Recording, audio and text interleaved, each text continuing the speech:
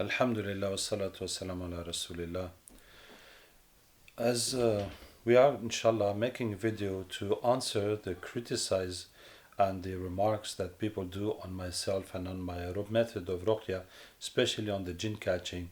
So we have tried to compile, to gather all the questions and things that people say to answer them all, inshallah. First question, do you avoid debate? I don't avoid the debate. I look for debate. Wherever we go, in all countries, we go forward to the ulama that are responsible in that country to show to them. Actually, religion is not something that we can debate on, but we have to go to the ulama and show them what we do and get their approval or their remarks or their whatever they're going to say. It's not for usual people to debate on religious matters. And because there's this arguing about jinn catching, I went to the highest Salafi authority I can think of, which is the great Mufti of Saudi Arabia, and I exposed everything to him, and he gave me the best answer I ever had from any scholar, and that is, in one word, if this jinn catching only involves dua and reading Quran, there's no shirk and no haram in it. And I wanted him to write me a written answer and to publish it as they publish any fatawas of people asking things onto them. But he said that they have a policy to reduce Ruqyah centers and to avoid professional Ruqyah, and they rather tell people to do Ruqyah themselves. So this is why they cannot encourage me by publishing this answer. But that is the answer he gave me. So we do go to meet the ulama, but even if it's not ulama, anyone who wants to discuss or ask questions, he is welcome. Can you explain to us the ancient method and why was it changed? So the ancient method is using the symbols in Ruqyah. At the beginning of Ruqyah, if someone has magic, for example, done on a tree, and we will know that because he will be dreaming of himself falling or flying. So we will tell him to wash with the Quranic water and gather the water and throw it on a tree, on any tree that is higher than him, with the intention of throwing on the sihr that has been done to him, as if he had found it and he's throwing on it. And that works and the sihr is destroyed. And if it is in the water like river or sea, who will get any points of water that is closest to him and throw the water there. If it is in the graveyard, he will go to any closest graveyard and throw the water on any grave with the intention of throwing on the sihr that has been put to him. And anything that has been done, if it has been done with knots or with a doll or with any kind of thing, he will put similar things in the water he had washed with to destroy it. So that is what we were doing, and alhamdulillah it was working without any problem. But it led people to argue, and when people go to their ulama and say, I went to Abderraouf, he told me to go to the graveyard and to do knots and to take a doll. So they say, well, this is magic. And then it becomes very complicated to explain to them that it's not magic. We are treating by the same symbol that have been used to destroy that magic, just with the intention, as Musa alayhi salam, when the Sahirs threw their ropes and sticks, he also threw his stick.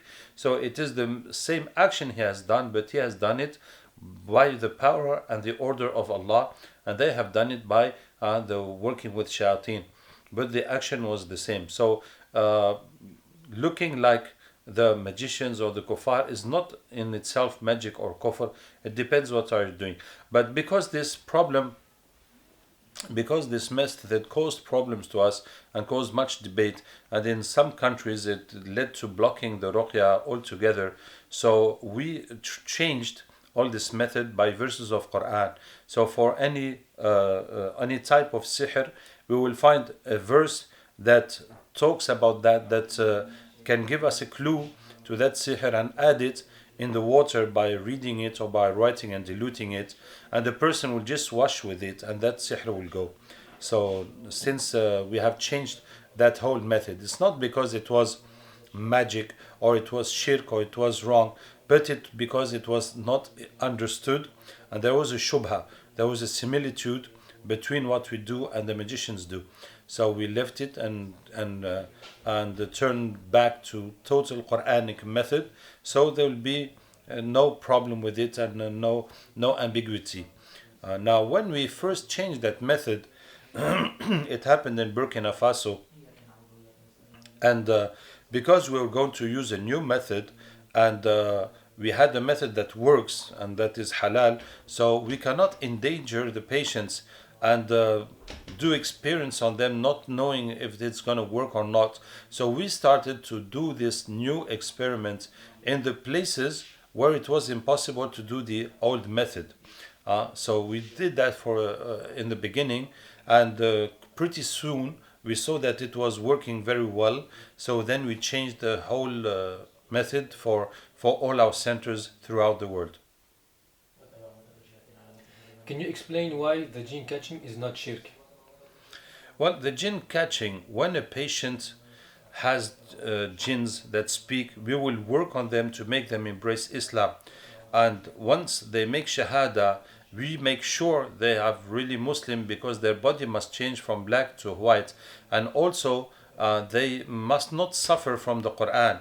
If you read on the jinn and the jinn said, okay, I make Shahada, la ilaha illallah, Muhammad Rasulullah, leave me now.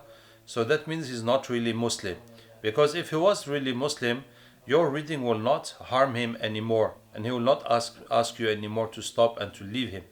So that shows that he's just lying, or he did not understand what is the Shahada, and he's still in the shirk and working with the devils and working with the magician. So he has to become white, and he also, the Quran must not burn him. One jinn has accepted that and became white, now you tell him, is there any more jinns with the person? And usually there are many who say, yes, we're 5 or 10 or whatever. So you say, we'll ask Allah to bring the other ones, and you read أَيْنَمَا تَكُونُوا, and the next ones will be easier to convert to Islam. And the more you bring, the more they become easier to convert. When you finish the jinns of the patient, you get the jinns from his house and family, and from all the magicians that worked on him in the past. You bring all the jinns to convert them. Once you have converted them, you read وَكَانَ حَقًّا عَلَيْنَا نَصْرُ الْمُؤْمِنِينَ until they get weapons, and then فَقَاتِلُوا أَوْلِيَاءَ الشَّيْطَانِ, fight the allies of the devil. And the Muslim jinns will see that the allies of the devil are the magicians, and they will go back to those magicians they were working for to fight them. So once you have done that, once you have cleared the environment of the patient, now he can catch the jinn of any other person. So because he has this passage, this gap between him and the jinn's world, and because he was trained to bring jinn and make them become Muslim, so it becomes easier and easier to bring other jinns and to make them become Muslim also. So this is why there's no shirk, it is only dua and using Quran. So the thing about jinn catching is that there is a gap between the person and the jinn's world, and what brings the jinn, it is the dua and the attention of the catcher, and also the pilot who's reading on the catcher. And those verses of Quran make it easy, because the Quran acts on jinn. Allah Tabaraka wa Ta'ala has told us twice in Quran, in two separate stories, that the jinns came to Rasulullah when he was praying, and they heard his recitation of Quran, and they embraced Islam without even him knowing that they were there, without any discussion between them.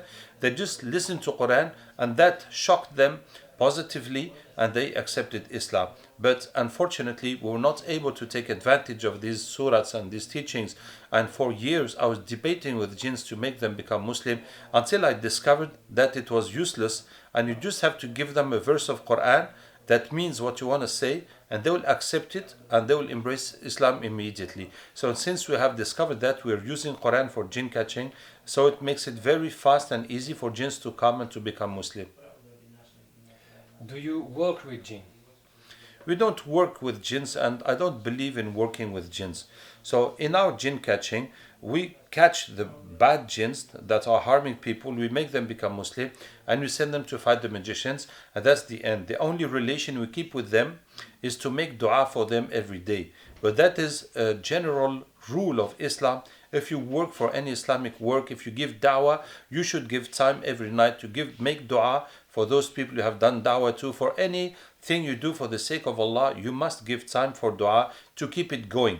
So that dua we do for jinns, it's like putting fuel in your car every day. It keeps them going, and it keeps your good actions that you have done for Allah Ta'ala going, because you keep on entertaining them with new dua. That is the only relation you keep with the jinns. And I don't believe in working with jinns. Actually, it did happen that some jinns become Muslim and they say they want to help me. I said, go ahead, help. Whatever you can help, help. I am not asking you anything. If you feel that this is a good work and you want to help for the sake of Allah, you help. But we cannot keep a contact with the jinn. If someone has a jinn that helps him to cure people, for example, the jinn will give him information that this patient has this has that, he's got such and such situation, it will not last more than a month. Because the people who you treat, they also have bad jinns, and eventually those jinns will see that you have a jinn helping you, so they will attack him, and eventually you'll get bad jinns that are stronger than your jinn. They will beat him up and they will take his place. One of them is going to take his place, and he's going to keep taking you into errors and playing, having fun with you, giving you wrong things about people, and telling you, making you think that you are great and you're working, people are curing when you are doing nothing. So this is why I tell you by experience, if someone uses Muslim jinns to treat people, it would not last more than a month. And all those who say they have mashayikh, they have this, they have kings, it is nothing. It is nothing. They will always get big jinns to come beat them up and take their place, and finally they will just be led into they'll just have jinns playing around with them. Can we say that the jinn catching is not Islamic because Rasulullah did not do it? No, we cannot, because the Ruqyah is a medical matter, and there is plenty of dalils on this. The clearest dalil is a hadith reported by a Muslim that Rasulullah, when he came to Medina, when he'd made the hijrah, the people who used to do Ruqyah in Medina came to see him and said, Ya Rasulullah sallallahu alayhi wasallam, we used to do Ruqyah before Islam, what do you say about it? And Rasulullah said, recite me your Ruqyah, because Ruqyah means healing by words, by things you say. There's no harm in doing Ruqyah as long as there is no shirk. So Rasulullah allowed all the ruqyas that were used before Islam, as long as there are no shirk, because they were idol worshippers, so they could put names of idols or names of jinns or things that are shirk in their du'as, in their words. So provided there is no those things, any words you have found that help to cure people, you can use it. So that's what Rasulullah reported by Muslim, and there are many dalils that the Ruqyah is not something that is tawqifi, that needs to be taught by Rasulullah, needs to be taught by Islam. You have the 4 conditions of Ruqyah that are 3 conditions well known to the scholars. First, it has to be Quran or Arabic language or any language you can understand, and that shows that it does not have to be taught by Islam, because it could be any language you understand or in Arabic, and it will be accepted as Ruqyah. So it does not have to be something that is taught by Rasulullah. And the second condition is that there's no shirk in it. And the third condition is that you don't believe that the Ruqyah cures by itself, but only by the power of Allah.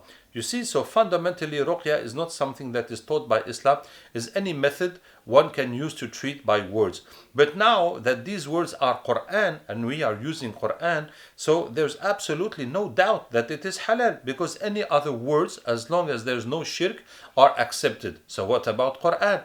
There's no harm in using Quran, and there's no need for any dalil, because the whole Quran is shifa. As Allah says, وَنُنَزِّلُ مِنَ الْقُرْآنِ, we bring down a Quran that is a remedy and a mercy for believers. So the whole Quran is remedy. So however you use the Quran, as long as you don't use it in a sinful way, like with najasa or reading it in toilet, something that is forbidden, any proper use you do of Quran for shifa, that is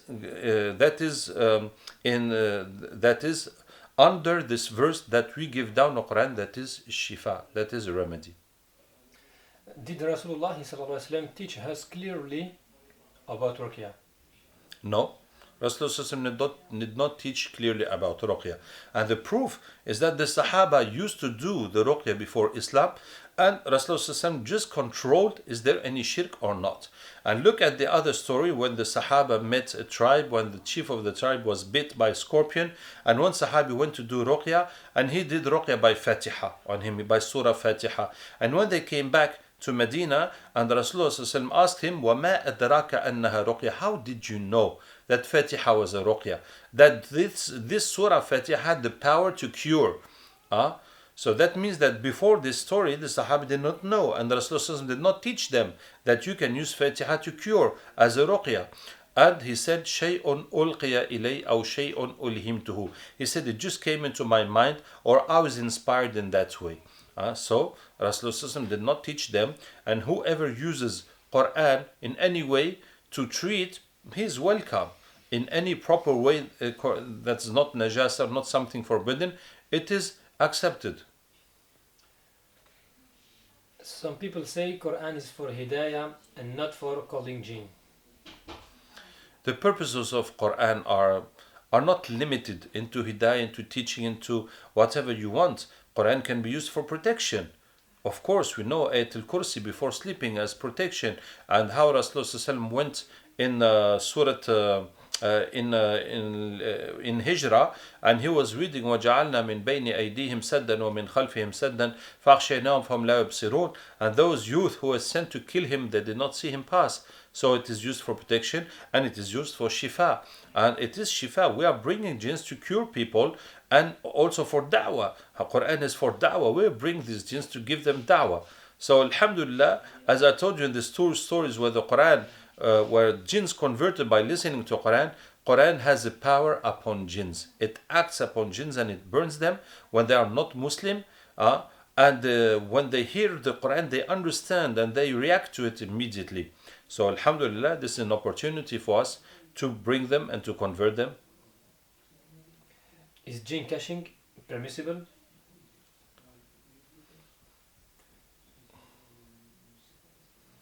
En fait, yes, explain. What is the question? Jinn catching is jinn catching. Ruqyah is not permissible because it is seeking help, assistance, and cure through jinn, which is shirk. Some say it is asking Allah and the jinn. Okay. So in the jinn catching, we don't ask anything from the jinns. We don't have jinns to bring the jinns. We don't ask the jinns to come. Please come. No, we ask Allah to bring the jinns. And Allah brings the jinns. And many times the jinns say, how did you bring me here? Why did you bring me here? How come? I was hidden. How did you bring me here? They say it. And it is Allah who brought them. We don't have a physical power to call the jinns, to bring the jinns, to attract the jinns like magnet. We are asking Allah and using this verse, and the jinns come. So there's no jinns involved in bringing the jinns, in jinn catching. And we read the verses to convert them. Once they are converted, we send them to fight back the magicians. So there's no jinns involved. We don't ask the jinns. We don't ask Allah and ask the jinns. We don't ask the jinns. Now, when we ask questions to the jinns, it is like if a policeman catches a robber and asks him question. Will you say that that policeman is working with the robber? No, he caught the robber. He might as well take whatever information he can take out of that robber, knowing that it is a robber, is likely to lie. So the policeman must be clever, but he will ask the robber whatever he wants to ask, and then he will use his brain to figure out is that reliable or not information. But the fact to ask the jinns, there's no, it's not asking help from the jinns. Instead of reading on the patient to do diagnostic, we read on the catcher. Indirect ruqyah is bid'ah. So first of all, the word bid'ah is not appropriate for ruqyah, because ruqyah is curing, was before Islam, continued, and the Rasulullah gave some boundaries, that is to do no shirk. And then we knew that Quran can be used for ruqyah and for shifa, but it was not explained and detailed by the Sunnah. So it is a medical field, even though it uses Quran, even though you must avoid shirk. So we cannot speak of bid'ah concerning Ruqyah. Secondly, I don't believe in doing diagnostic by reading on the patient. The patient comes, you read on him, and you want to see what reactions he's got, to say that you've got jinn, you've got magic, you've got ayn, you've got this, or you have nothing. I don't believe in that diagnostic. Of course, some reactions can come, but some reactions cannot come. And some people have no reactions when they listen to Quran, yet they do have Quran, they do have jinn, they do have ayn, but there's no reaction. So I don't believe in this method of diagnostic. Our diagnostic is based on 4 symptoms: blockages in life, for work, for marriage, for studies, for money, etc., unusual health problems, pains, weird diseases, unusual mental states like anger, depression, forgetting, fears, hearing voices, goes to madness, and bad dreams. So these 4 symptoms are mentioned in Quran. That is what we use for diagnostic. And we don't use jinn catching for diagnostic. That is wrong. You don't think that we are bringing the jinns to understand what you have. What is your problem? That's not what we do. We understand your problem by discussing with you, hearing what you say, why are you coming, why are you seeking help, and we will ask you all the questions we need to ask, and that's how we establish your diagnostic. Now, when we take away your jinns, we will ask them, what are you doing with this guy? And they'll say, well, we have been sent by magic, there's 5 times magic by 2 people or whatever. Actually, we don't need that information, but we'd ask that from the jinn, so you understand that your jinns have come and this is what they have said and they have gone. Yet that information is not reliable as such, and it's not used for diagnostic, and that will not involve in your treatment. In diagnostic, when you ask mother name for catching, people have twisted it to make it look like you're asking for mother name like magicians do. We ask for names for catching. If you come for treatment and you say, for example, you have problem with your wife, and she gets angry, so we'll ask you the name of your wife, so we will also do the catching for her to remove her jinns. And any person you want in your family or whoever you want, that I would like you to help my mother or who. So you give the names, and we'll also do the jinns to remove their jinns. So we will get some of their jinns, but it's not as efficient as if the person is in front of us. But anyway, it will help. It will, whatever help it can help, that will help the person. So this is why we ask for names, for various names. For example, if it is a child that is affected by magic, it is very likely that this magic comes from his mother. Because when a lady is pregnant, if she has magic on her, that will often go onto the child through pregnancy. So if a young child has some jinn and jadoo, sihr problems, we will ask for who is the mother. If she's not here, what's her name? So we'll take off the jinns from her and check if she really has sihr, if that is the one that has affected the child. In that case, we ask for the mother name. But otherwise, we don't specifically ask for and we don't need the mother's name. We just need the person's name. If the person is here, we don't even need his name, but he's here. But if you want us to do catching for someone else, or if you're calling us from far away to ask for catching, we ask for your name and your city, so we can target your catching. Does the jinn catching harm the catcher? When the person is becoming a catcher, when the patient is possessed and we are converting the jinns and bringing other jinns and the jinns of his house and family and from the people who made sihr on them, some people can't bear it. When you remove his jinns, if he brings another jinn, it puts him in a new problem, very difficult to get that jinn out, to come over it. And so if the patient does not want to become jinn catcher, it is the end of it. But if the patient wants to become jinn catcher, we'll try to continue bringing jinns and converting them until it becomes smooth and easy and he feels no harm on it. But some people don't. They try, it does not work, it keeps on being difficult, makes him tired, makes him ill, so we leave them. And we only keep those who can do it without any problem. And alhamdulillah, we are a group, and we are Muslim brothers and sisters, and we are the first ones. We don't want our fellows to be harmed, and they themselves, they will not. If anyone in Ruqyah says, no, this is not suiting me, I'm getting problems, so he's going to stop. And any jinn catcher can stop, and he will go back to normal life, and his breaches will close, and that will be the end of it. But alhamdulillah, those we keep, they don't have any harm, no physical, no mental, no marriage harm. They are living normal lives, alhamdulillah.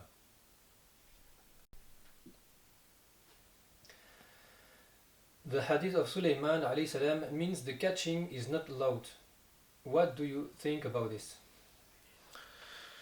That is a totally wrong understanding of the hadith of Sulaiman alayhi salam. So Rasulullah said, yesterday night I was praying, a shaitan came to disturb my prayer, so I caught his neck until I felt the cool of his saliva on my arm, on my forearm, and I thought of attaching him on in the mosque, so that the morning everybody would see him and the children would play with him in Medina.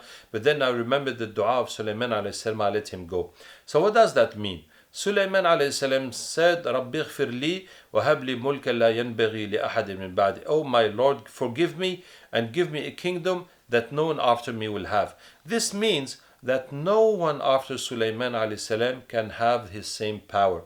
For example, Sulaiman had the wind to take him to travel. غُدُوُّهَا شَهْرٌ وَرَوَاحُهَا شَهْرٌ. He will go in one morning, 1 month distance. What people usually travel during 1 month, he will do it in the morning, come back in the afternoon. So no one will ever have this. Yet we can build airplanes, we can make helicopters, we can make etc. But no one will have the wind to obey to him. And the power Sulaiman alayhi salam had over jinns, وَمَن يَزِغْ مِنْهُمْ عَنْ أَمْرِنَا نُذِقْهُ مِنْ عَذَابِ السَّعِيرِ. Whoever disobeys to him, we hit him with hellfire. So any jinns who disobeys to Sulaiman alayhi salam, the Jahannam will hit him, he will die immediately. So if Sulaiman tells the jinn, don't move, finish, he cannot move. Do this job, do that, anything he will tell them, they have to obey immediately, totally. And otherwise they will die. So that is the power Allah have given to Sulaiman to command the jinns by his words. Of course, we don't have this power. No one can have this power. But Allah Ta'ala has made that when the jinns come into our world, he becomes vulnerable and you can catch him, you can kill him, you can do whatever you want. Like the story of Abu Huraira radiallahu anhu, when the jinn, the shaitan came to rob the zakat, he caught him. And 3 times Rasulullah said, what are you doing with your prisoner? What happened with your prisoner? So he was his prisoner. So when the jinn come, you can catch him. It is possible. It is possible because Rasulullah did it and Abu Huraira did it. And it is permissible. If he has come, you can fight him, you can catch him, you can kill him, you can attach him. So as Rasulullah wanted to attach him and keep him and show him to everybody, then he left it. It is not because it is haram or because it is not possible. It was possible and it's not haram. But as a respect for that specific dua and specific power of Sulaiman alayhi salam, Rasulullah left him. So what we do is exactly what Rasulullah did. We catch the jinns, just the time to convert them, and we let them go. So it is all the opposite. This hadith shows that it is possible to catch the jinn and to release them. It is possible and it is not haram. And some people will say, but Rasulullah, so it is incredible. I said this to someone, he said, but Rasulullah caught the jinns when he came in front of him. But how can you catch the jinn inside of a body? You see, so these people, they don't have any argument. They just keep on looking for an argument. That's not normal. If you have something against jinn catching, you say it and you stick on it. You don't keep bringing something else. Like one told me, I answered all his arguments and he said, I don't have any more arguments, but I'm gonna look until I find a proof against jinn catching. I said, this is not normal. You must follow the proofs. It's not the proofs that will follow you. You have no proof and you believe jinn catching is bad, and now you're going to look until you get a proof. But why do you believe it is bad? You have no proof. Why should you believe it is bad? So you must change your mind if there's no proof. So what am I saying? So then he told me, but Rasulullah caught the jinn when he came as a being, as an apparent being. But how can you catch him inside the body? I said, well, yes, there's a hadith that Rasulullah caught the jinn inside the body. when the Rasulullah was with some Sahaba that wanted to eat, and the young girl came running, rushing to eat, and he caught her hand. And then a man, Arabi, coming from the jungle, was rushing to eat, and Rasulullah caught his hand. And then Rasulullah said that Shaitan wanted to eat, and he brought this young girl to eat without saying Bismillah so he can eat. And I caught her hand, and then he brought his man, and I also caught his hand. He said, Wallahi, his hand is in my hand when I caught her hands. So that is the proof that Rasulullah caught the jinn inside the body. Why do jinns act the same and speak the same language in the catching? Well, yes, because when the jinn comes through a catcher, he will come through his personality. And for example, the jinn reads your mind. Before you put words on your thoughts, the jinn can read your thoughts. That's why the jinn can make waswas. Whatever language you speak, he does not need to know your language. He can speak right into your brain, right into your feelings, right into your thoughts. So when a jinn comes, he mostly will speak the language of the person. Will it be someone possessed or in the jinn catching? And it happens, but it's very rare that the jinn will speak a language that the person does not speak. A human language of some other country, or a language that's not even human, that sounds like barking or sounds like something that's not human at all. That does happen, but it is rare. Mostly the jinns will speak the language of the person. And the jinns will also speak the standard of language of each person. If someone has a high standard of language, the jinn will come speak that way. And if someone is very rude and brutal and he's not educated, so the jinns will also speak his way. And that is what we get. And we get some catchers, there in their life, they speak a lot. So when the jinn comes, he starts blah, blah, blah, blah, blah, saying plenty of things of what he was doing and what the person has. And some other catchers, there's people who don't speak a lot. And some catchers don't like jinns to speak, and they don't believe what jinns speak. So when the jinns comes into that person, it is very, very hard to get any kind of information through that jinn. So when the jinn comes, he comes through the personality of the catcher, that is for sure. So there's an influence of the personality of the catcher. And some catchers, they are violent when they catch. The jinn makes a lot of noise and a lot of movements. And any jinn comes, he will do that way. And other catchers are calm. So any jinn come, he will also be calm. So that is the way it is. Are people possessed or catcher acting psychologically because they have seen the same scenes? I don't remember any patient that I said, no, you have a psychological problem, you hear voices, or you act like this, or you hate your husband, that is psychological. No, all these symptoms are symptoms of jinn and magic. So I never seen one person behaving like possessed when he was not possessed, just because he saw a film or he heard something about it and he started acting the same. I never seen this. And we had some fake catchers. It happened twice, as much as I can remember. People were not catchers. They had jinns, and those jinns were pretending to catch jinns of other people. And anytime we tell them to catch for someone, that jinn comes and he makes like a sketch and shows us that you have caught the jinn of the person. But you very easily understand it, because the jinns, they don't have a lot of imagination to make a lot of scenarios. So they will be repeating the same thing for a few people, and you say this is impossible. And he will always be giving the same answers. They're not good liars, and they can't invent many stories. It's not part of their world, so they can't keep inventing it. So we very, very easily understand that this is fake thing. Most ulama forbid to speak with jinn. No, it's not right.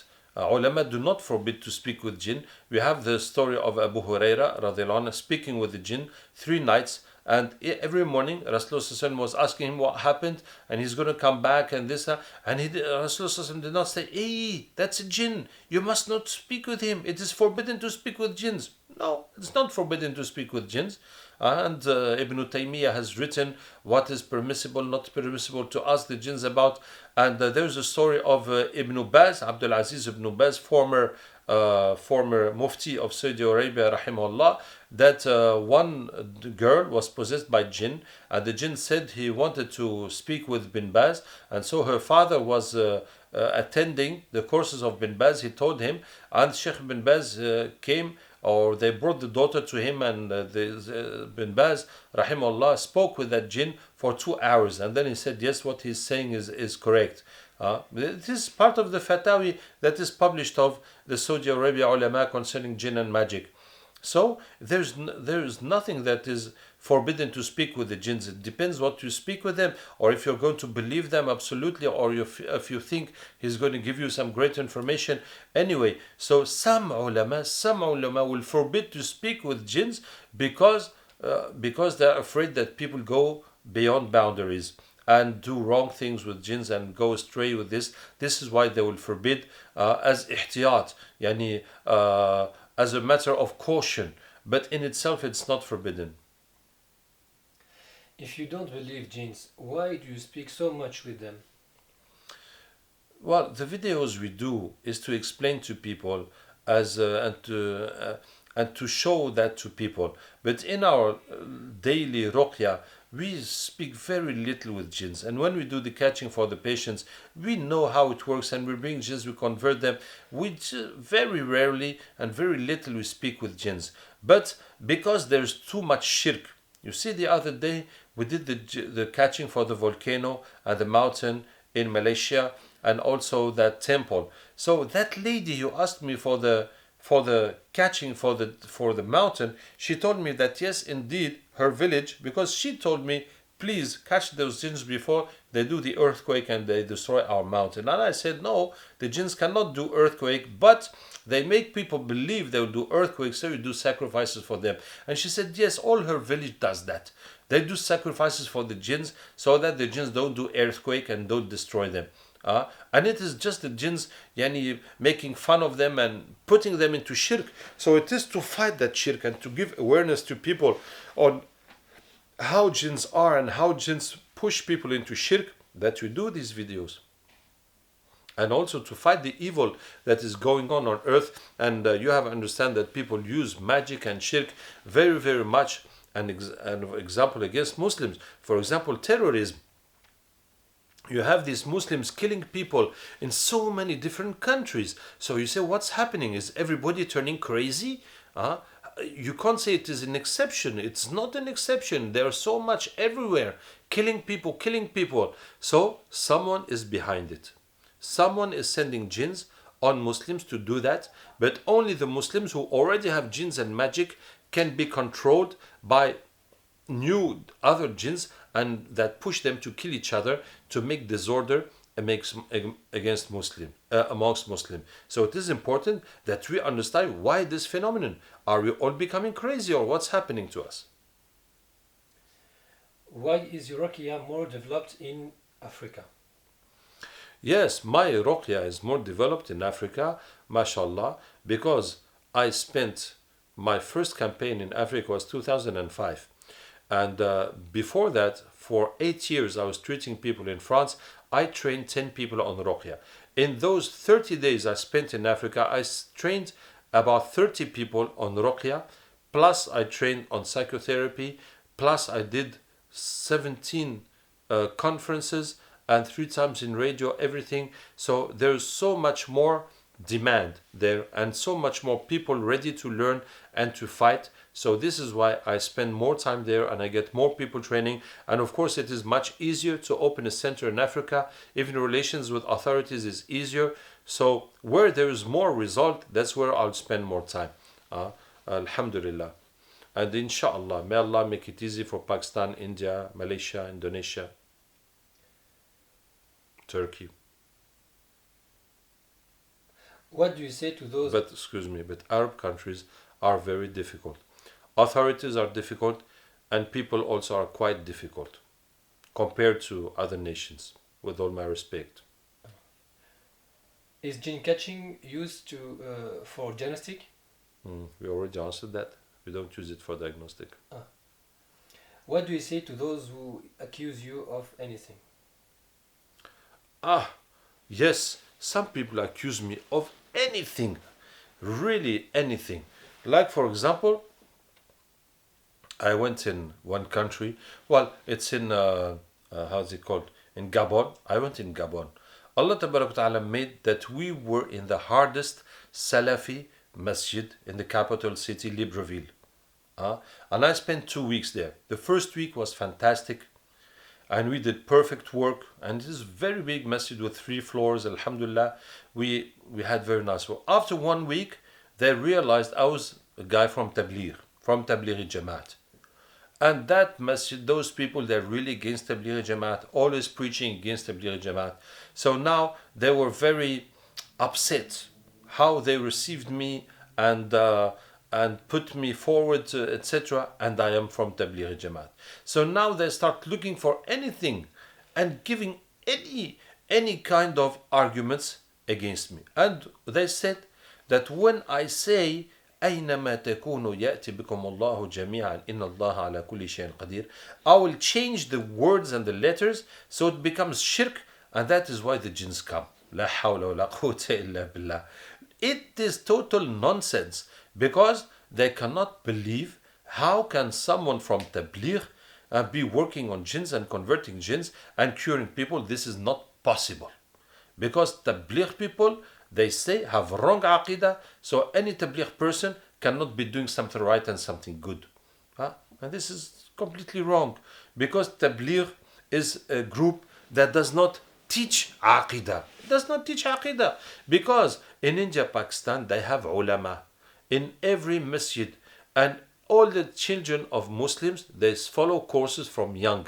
So concerning deen, they are taught deen by their ulama according to their madhab. So when people come into Tabligh, they do not teach them deen. They just teach them da'wah. And Tabligh is a worldwide movement. So if you go in Tabligh, if you're from Arab country, from Indonesia, from Turkey, from anywhere, they will not teach you Indian madhab or Hanafi madhab or Deobandi aqidah. No, they will just teach you the way to make da'wah. That's it. And you come with your aqidah, with your madhab, with however you are, and you will stay however you are. Now, in the Indian and Pakistani groups, they have alim in each group that will also teach them about religion according to their madhab. So that is meaningless. I am Arab person, I have been in Tabligh, they did not teach me any kind of aqidah, that we go to graves, that we do this. And I have been even to India, Pakistan, I even Torah, Urdu, yani Sikhna, I learned a bit of Urdu so I can have direct contact with the mashayikh, with the buzurgu, and never I have seen something that is not confirmed to aqidah. So that is totally stupid and nonsense to say that Tabligh people have false aqidah, and anyone who goes to Tabligh, his aqidah is false. So this is the kind of arguments that people say nonsense. That people say nonsense just because, well, if you are shocked that jinn catching, you think it is impossible, you think it is impossible. It is something new to you, you cannot bear it, so it is something new to you. That's all you can say. Don't look for false arguments that have no meaning. Last question. How can you be sure that the jinn are really Muslim? We did answer it. We are sure that the jinns are Muslim because the Quran does not burn them anymore, and because they were black and they turned into white. That's how we know that they have really become Muslim. May Allah Ta'ala accept us and guide us. And if you have any question, you just send them to the website, inshallah. And inshallah we will answer you. Wassalamu alaikum wa rahmatullahi wa barakatuh.